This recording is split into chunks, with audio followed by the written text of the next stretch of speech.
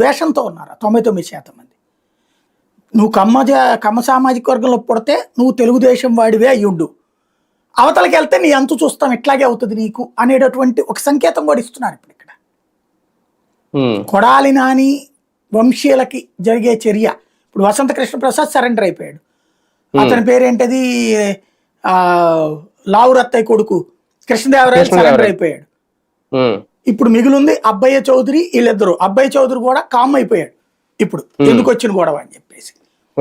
వీళ్ళిద్దరిని కూడా ఇప్పుడు కంట్రోల్లో పెట్టేటటువంటి ప్రయత్నం చేస్తున్నారు. అంటే వీళ్ళిద్దరికి ఈ చర్యల ద్వారా భవిష్యత్తులో కూడా కమ్మ సామాజిక వర్గం మిమ్మల్ని డిజోన్ చేసుకుంటది, అట్ ద సేమ్ టైం మీ అంతు చూస్తుంది.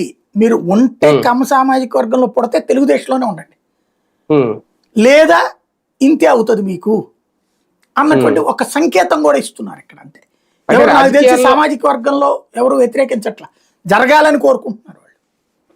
అవునా? అంటే అంటే రాజకీయాల్లో శాశ్వత శత్రుత్వం ఉండదు అంటారు కదా, కానీ వంశీ దగ్గరికి వచ్చేటప్పటికి అది యాక్సెప్ట్ అవ్వదా? జగన్ విషయంలోనే శాశ్వత శత్రుత్వం ఉంది కదా. జగన్ కమ్మ సామాజిక వర్గం ఏమైనా ఓన్ చేసుకుంటుందా? అలా చేసుకున్నందుకే కదా జరిగింది. ఇప్పుడు క్రిందసారి 30% ఓన్ చేసుకుంది జగన్కి, అందుకే వసంత కృష్ణ ప్రసాద్ గెలిచిన, లావు శ్రీకృష్ణదేవరాయలు గెలిచిన, కొడాలి నాని గెలిచిన, ఇట్లాంటి గెలిచారు కదా.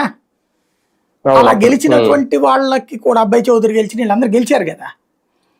అలాగే గెలవడం ఇష్టం లేదు, అంటే జగన్నే ద్వేషించాలని కోరుకుంటున్నారు వాళ్ళు. రెడ్ల ఓట్లు మాకు కావాలి, కమ్మ ఓట్లు అటు పోకూడదు, ఇది ఫార్ములా.